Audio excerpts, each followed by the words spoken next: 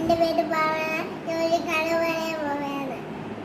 ഞാൻ തൊപ്പിക്കാരൻ്റെ കഥയാണ് പറയുന്നത്. എൻ്റെ പണ്ട് ഒരു സ്ഥലത്ത് തൊപ്പിക്കാരൻ ഉണ്ടായിരുന്നു. ആ തൊപ്പിക്കാരൻ എപ്പോഴും തൊപ്പി വെച്ചാൽ വേണം.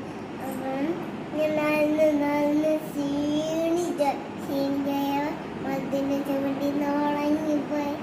അപ്പോഴേ അവൻ്റെ മതിന് ചുവട് മൊത്തം ആ കിഴങ്ങുകൾ എല്ലാം തൊപ്പിയെത്തോണ്ടായി. അപ്പം ഇങ്ങനെ നോക്കിയപ്പോൾ നോക്കിയപ്പോൾ തൊപ്പിയെല്ലാം കാണുന്നില്ല.